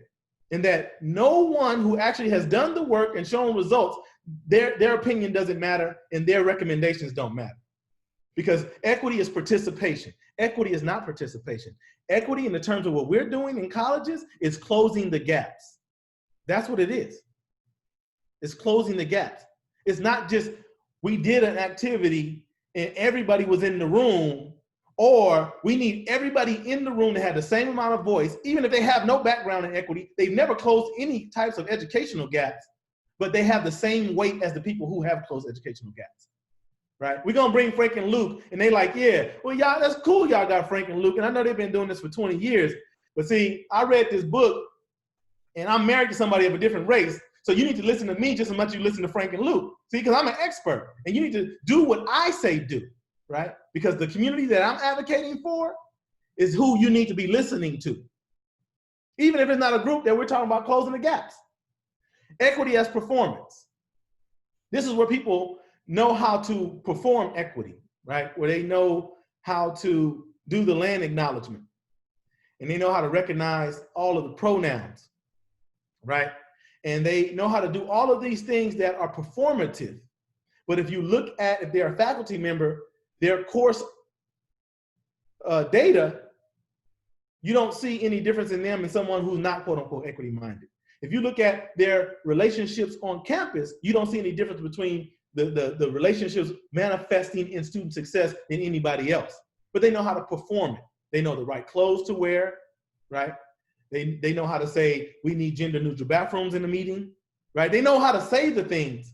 But when it comes to actual being a practitioner of equity, you see a disparity there. And then you have equity as pronouncement. These are people who think that vocabulary words, because they can say intersectionality, right? Because they can say disproportionately impacted, right? They say, well, I can say the words because what we confuse is that cognition of definition. We think that that's the work. But they can say the words, but you never see the words manifest in actual outcomes. And so we have to re-examine how we're looking at this equity work and how it's informing our programs. We do not have to do everything that everybody who says they want to be on the equity committee brings up. We don't have to do it. That's equity as participation. When they bring it up, we have to say, I hear what you're saying. Now show us how that connects to these 5 things that we're trying to close. Oh, so the potluck that you want to have and everybody bring a drum from their different cultural background doesn't fit that. Let's do that program with student activity, student life, and things of that nature. Let's make that a diversity and inclusion program that we can co-sponsor. But this equity work that we're doing to close gaps, this is the kind of professional development we need. This is the type of coaching that we need, and these are the type of experts we need at the table. But there's nothing wrong with doing the cultural potluck. We can do that in another context. It doesn't have to be conflated. And we have to stop the equity as performance, right? We have to stop that. Another thing is administrative support. I had a unicorn situation. I came to Skyline College. The administration were equity minded. The president at the time had a terminal degree in critical race theory. The vast majority of people I meet in the world, their administration is not that. And so their issue is, how do I get administrative support? I wanted to speak to that even though I came to Skyline with administrative support. The way you get administrative support is you have to start with what I talked about, the pre-work, come up with things that work, and get what we call early victories, right? And I'm gonna talk to you about that.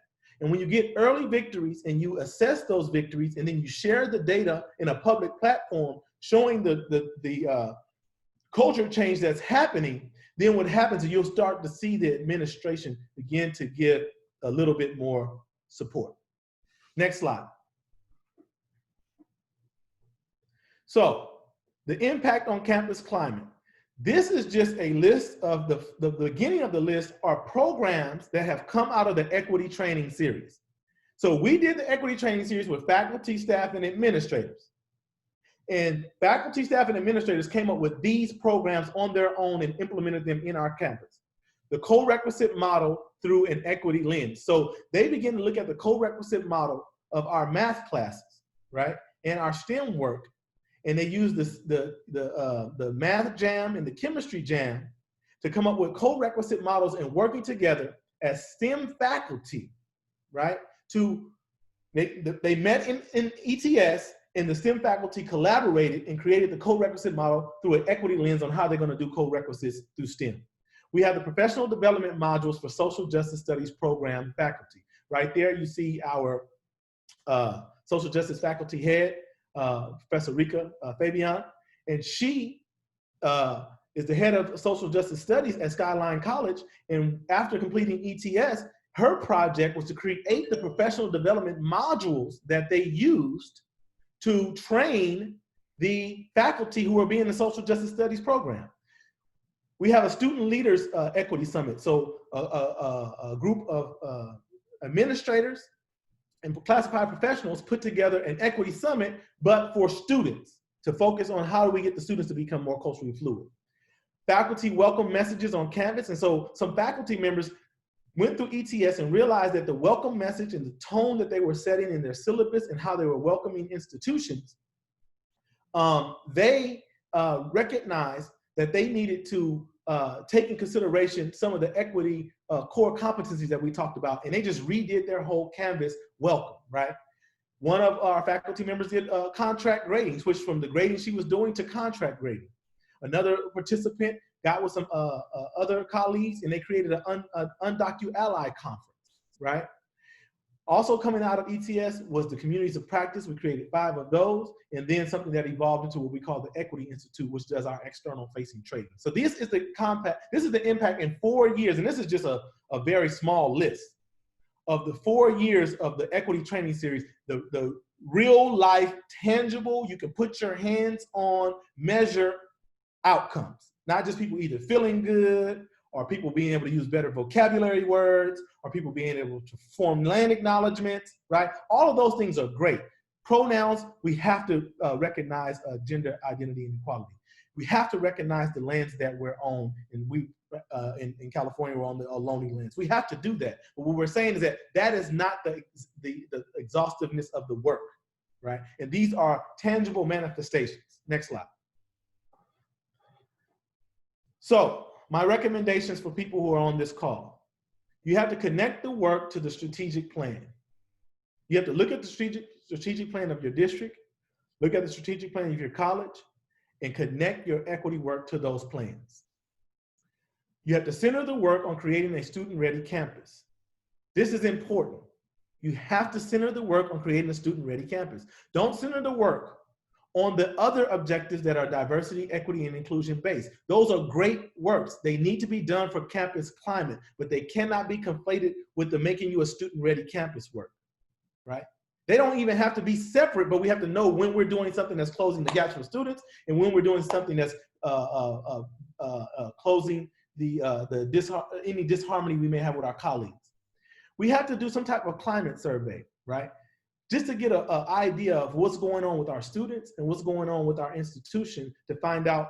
And you ask some questions that are on the faculty, staff, administrator survey that's to the students, and you'll see a gap.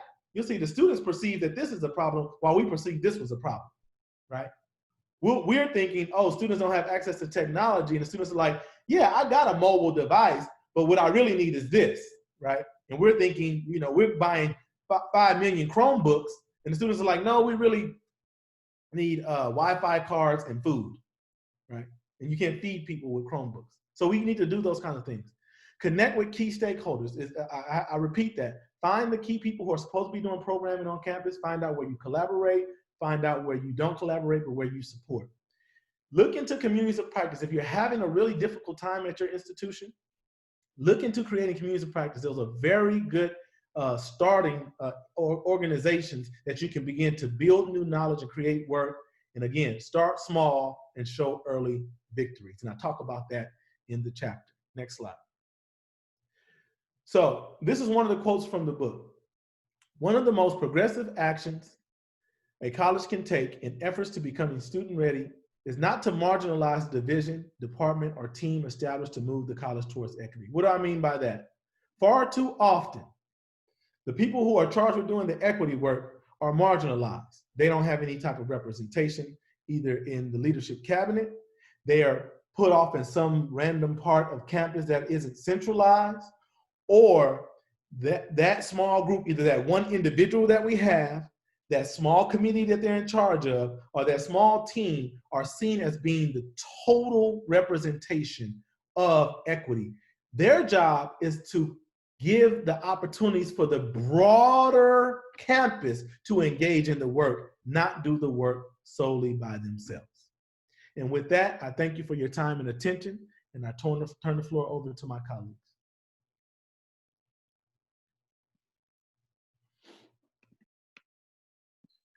Mic drop, mic drop, mic drop. So first of all, thank you, Lasana. That was obviously powerful. We really appreciate thoughtfulness that you brought to that. With the time that we have remaining, I know that we want to get to some questions.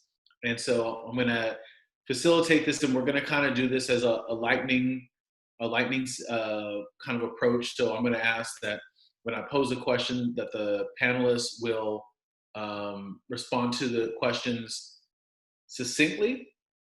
And then so we can get as many questions as possible. So we had some questions that were sent in beforehand.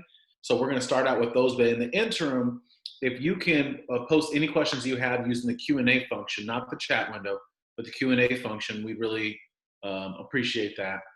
And so what I'm going to do is begin by going over some of the pre-questions that we had on this. But right before I do that, I just want to see if any panelists want to add anything to what was said by Brother Hotep. Just real quick, I put a comment in the chat, and I wanted to maybe just explain it a little bit more. So oftentimes what Lasana was getting at with regard to equity is that if people can add equity to what they're doing, if they can add some equity, some kind of multicultural, I'm not trying to be dismissive, but some type of multicultural components to the work that they're already doing, then that then is a kind of win, right? And we're supposed to celebrate small wins. I get that, but if you want to do substantive, transformative work, what has to happen is that you have to begin to kind of reimagine the role of equity in the work that you do. So my argument, the argument of this book, is that ultimately what we're trying to deliver to our students, especially students who are poor ethno-racially minoritized students of color, is equity, and we're using math as a vehicle for that. We're using communication studies as a vehicle for that. The goal is to create an atmosphere where these students are championed, and they know that irrespective of where they go on campus, they'll have a similar experience where they're valued and they are being fed spiritually, emotionally, humanly, and even physically in a way that is uplifting so that they can reach their fullest human potential. And so the way to do that is to use what we do and what we have in order to disseminate and teach and insist on an environment that's predicated on equity. So I just wanted to kind of speak a little bit more about what I said. All right, well, with that, one of the first questions that came in is what can you do in your specific sphere of influence to move your campus closer to the realization of educational equity?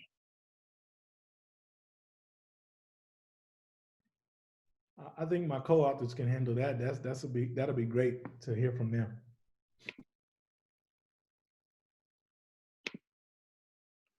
Yeah, I'll tackle that one a little bit. And I think all of us can speak this, but I just know from a faculty leadership point of view that, and I'll talk more about this at my webinar, the faculty leadership at the very least has to be on the same page, right? Like unapologetically committed to working through what it means to be a student-ready, equitable campus, and to really kind of build that grassroots effort. I know that one of my Senate colleagues in the chat, Nikki, was talking about the fact that the faculty are ready to have this conversation. The administration does not seem to be ready to have this conversation. And I'm a huge fan of like the grassroots equity where it kind of comes from the bottom up, right? And so my suggestion, like to Nikki and those of you that have administration who resist equity work and social justice, just do the work, right? And then eventually it's gonna become politically necessary for the administration, even the board, to hop on board with the faculty leadership and the faculty at large.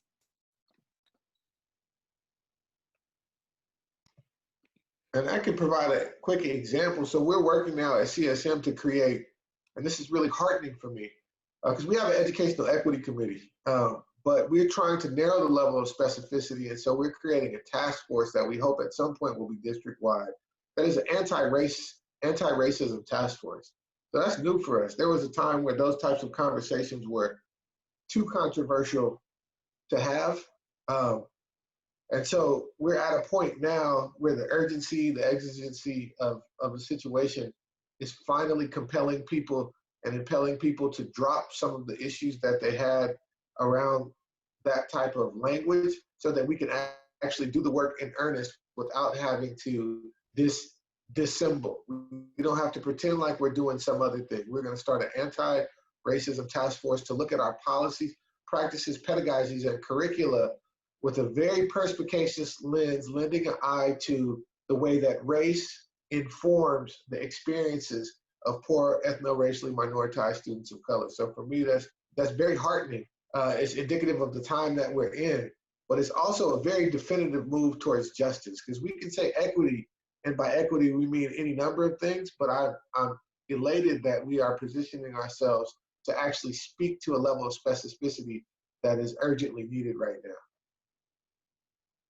I was going to say to number one, as the Vice President of Instruction at Skyline, executive leaders, vice presidents, presidents, and chancellors have so much influence on just the work and how the movement goes, in particular to budget, what Lasana was speaking to, and programming and providing that support and making sure that the planning is really focused on, intentional disrupting sort of inequitable practices, right? And so how do you make sure those planning documents are tied to the budget? And how do you, as a leader, I talk about this in the chapter, Brave Leadership, right? I talk about the cost of silence. Well, I think as a vice president, you can't be silent, right? As a president, so you have to make sure that equity is centered and central and core to everything that you do in the mission of the college. So I think at the executive leadership, we find ourselves in these positions of power, and we definitely need to use that in service of others. And so I would say making sure that you're not silent and that you're constantly speaking up and advocating and looking outside of sort of just status quo policy practices and sort of, business as usual to really speak to and articulate the need. All right, let's go ahead. We got a few more questions coming in. And so what I'm going to do is now that actually I want to see if Tabitha can respond to that too. And then after that, what we'll do is moving forward, we'll have one question for one panelist at a time. I'll make this short because I know that we're running into the end of time. But I think when we are talking about what can we do as a campus in order to ensure that we are meeting these goals and supporting these efforts, I think everyone else talked about leadership. So I'll talk about it. I'll take a different route. I think we need to critically examine what we do and how we do it. I think oftentimes we really think we're doing great work, and we think our programs, because they have the title of a marginalized group in them, that they are supporting our efforts. But unless you have a foundation in anti-racism, unless you are analyzing your program, and as Lasana said, unless you're looking at the data and seeing where the gaps are, then oftentimes we have programs funded that are not supporting the mission. We need to ensure that we are being critical. We need to ensure that we are closing gaps, that we are not just holding space for people. Holding space is important, but that cannot be the sole purpose of a program that's designed to close equity gaps. And so I know we're short on time, so I'll leave it there. Thank you. So next question we have is, what initiatives does your college already have in place to address issues of equity, and how can their efforts be coordinated to develop a comprehensive plan for the campus?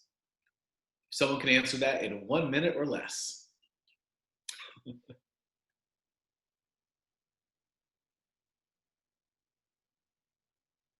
Dr. Sims. All right, I'm always ready. So some of the initiatives that we have in place, initiatives is kind of a constrictive word in this context. So I'm gonna go beyond just initiatives.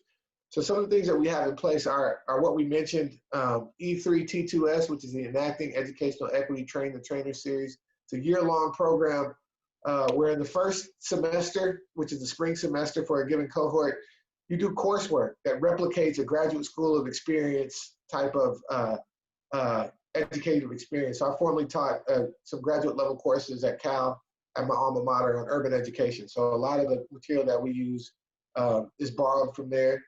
We have a summer institute where we get together during the summer, we recap and we talk about what we're going to do in fall by way of flex. And then that's what we do. And then in the fall, folks who are able to hold office hours or lead lunch and learns to function as equity resources on campus. And our goal ultimately is to get some of these same folks to be required on hiring committees so that when folks are hired, there are at least some people in the room who have gone through this level of training so that they can determine whether or not the answers that are being offered are commensurate with the idea of justice that we have. And so in addition to that, we have Educational Equity Committee. We're starting an anti-racist task force. And so those are some of the things that we're doing. And so I'll stop there to make sure that we have enough time. Okay, this one came in through the Q&A. It says, what strategies is Skyline using to continue to build capacity and stamina for discussing race? With each new cohort, are the previous cohorts remaining engaged? Yes, so what we do is we have the ETS alumni have a couple of roles. One, we have a gathering of the alumni, and we kind of bring them together for a lunch, and all the different cohorts get to see and meet and engage one another. And we have that kind of alumni gathering. Also, we follow up with the participants in their activities on campus. And that's why we have a variety of different apparatuses on campus, from the work that's being done on the comprehensive college redesign. People are able to engage on those various committees and work there. We have had communities of practice, but we have organic communities of practice that develop through the math and STEM. And so people go and they join those types of, those bodies. We have a Center for Transformative Teaching and Learning that's tasked with supporting faculty and staff and administrators in professional development. And so they begin to get engaged in their programs and their opportunities. And so we create multiple portals where, depending on where a person is and what level of engagement they want to continue, that they can continue to do those. We have great work being done out of our library. Our library is putting together a variety of book groups and reading groups and introducing them to literature. And so various parts of the campus are owning the work and it's manifesting itself in its own way. Thank you. Another question that has come into the Q&A, it says, I'm not a student, not a faculty member, and I want to know how we can get more students involved with the limitations set forth by coronavirus.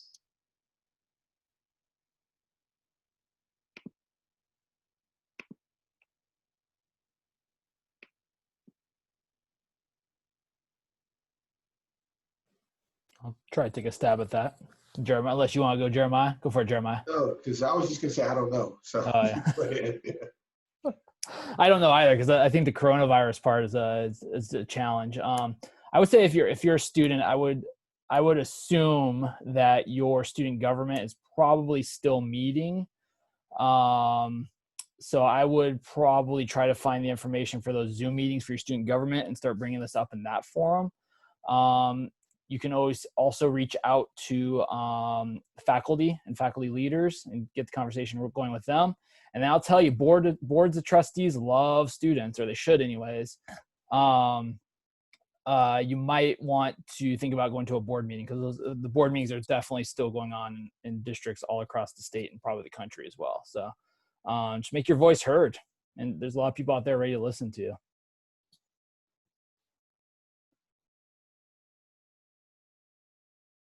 And I think we lost Dr. Wood.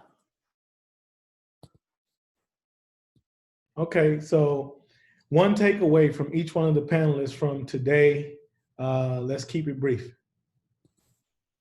Start with Tab. Okay, I'll be brief. I really want to reiterate what Lasana stated earlier about ensuring that your work is intentional by having a foundation that you can look back to. I think it's important for me to say this because I grew up in East LA. I had Spanish speaking instructors, but as a student going through that experience, they didn't have a framework. So when I was going through, I often got put into speech classes. I'm a native English speaker, but I would get put into speech classes because they were so concerned with achievement and how they defined it. And they weren't being guided by a framework that took into account students' experiences and their strengths, that I often felt like I got pushed to the side. And I think that's the same with our students now, that we need to be intentional in our work. We need to have a guiding framework that we can check ourselves with, and not just assume that we know what's best for students. Thank you. Dr. Taylor Mendoza. Thank you. I think for me, I want to just support the administrative support, and not only just support, but participation. And speaking to vice presidents, presidents, and chancellors, so often we encourage faculty or staff to attend trainings, but one of the things that really changed my life is that I went through ETS myself. And it was challenging, and Lasana, trying to make the time. That's why I'm laughing because trying to find the time with my schedule, it was crazy, but it was so, I learned so much about it. So I think, and it was such a great communal experience as well. And regardless of your age or even your race, I didn't go in it to saying, I'm African-American, so I know it all, but really sitting there and taking the opportunity to learn. So I would encourage administrators to be part of the work, but also put yourself, do some deep critical reflection of who you are and what you bring to this work. And so that we can all move forward together. Thank you. Mr. Wallace, Professor Wallace. Thank you. Yeah. I think like my closing thought would just be around the fact that this work requires a lot of community, right? It's not something that is easy to do by yourself. So reach out to other faculty, equity-minded faculty, staff, administrators, colleagues at your colleges, and get that support and start to build that capacity. I want to give like a little plug to the hashtag at the bottom right of your screen. I know that our Q&As are pretty short. So if you want to continue this conversation online, definitely just use that hashtag. I think most of us are on Twitter, right? Lasana, you're on Twitter. Yes. Jeremiah's getting there. So if you have more questions or want to start that community, that's why we started that hashtag. Cool. Thanks. And Dr. Sims is going to give his closing remarks, and then he's going to take us to the last two slides talking about the the book series. Okay, so my closing thought is that in order to do this work, so now we've had some conversations. We've heard from Lasana. I know firsthand Lasana's inspiring, and he speaks truth to power. He's my guy, undoubtedly. So now we're all ready to go do something, but we have to remember that we are always to position ourselves to work alongside our students, right? Not for them, because it has to be participatory, and certainly not against them. So in order to understand what students need, that's not something that we determine. We need to be in partnership with our students to understand what their needs are, right? Lasana highlighted this in this talk, in order to do work that's meaningful, that's substantive, and that has real transformational potential. So we have to remember that we need to check with our students, however that is. I know there's a lot of surveys going out, right? And survey fatigue is a real thing, but we need to figure out what it is our students are saying so that it informs and makes us reform the work that we do in order to best serve the needs that they say they have, not the needs that we think they have. And so, sorry. So we got the book series, and we got also a couple of announcements about the next session and a bonus session. So Jay, are you still there? Or are you frozen? He looks frozen. So what I want to share with you all is our next webinar is going to be on Tuesday, June 23rd from noon to 2. You'll get the Zoom link at the same registration. You can go to mindingtheobligationgap.com, and on the homepage, you can register there. That particular section is going to be led by, I believe, Dr. Conway, right? And Dr. Sims, or you're going to co-lead? Okay, Dr. Conway and Dr. Sims, and our facilitator is, drum roll, Dr. Ed Bush, president of Consumers River Community College in Sacramento, California. And so that's going to be coming up. And then on the day after that, June 24th, myself, along with Dr. J. Luke Wood, Frank Harris, and Dr. Regina Stanback Stroud, are going to be facilitating a conversation about addressing anti-Blackness on campus, implications for educators and institutions. And this is for P12, community college, and four-year universities. So it's going to be a broad, wide-ranging conversation that's going to contextualize what's happening in the nation now, but particularly within the educational context. Back to the book series. This book, Minding the Obligation Gap, is part of a comprehensive series, and we are accepting proposals from community college educators who have done case studies, who have done work, or who have written dissertations that they think is relevant to the work that we're talking about. And you just email Dr. Jeremiah Sims with an inquiry, and we can talk about how to get you a proposal and connecting you to this great series, because we want more practitioners and more community college educators to put their work out into this space, just like we've done as co-authors. So with that, I thank you for your time, attention in the afternoon. We know we went a little bit over, but we thought that the time was well worth spent and enriching. And until next time, we'll see you next Tuesday. Continue this great work. Right, sorry, one last word before you log off. So I do have the recording from the previous session, and I'm gonna upload it, and I will upload this one, and I will share them out as soon as they're uploaded. So hopefully by tomorrow, you'll have both the first session and the second session available, and I'll just email all the people who are registered, and you can feel free to share the link after that. So with that, thank you very much.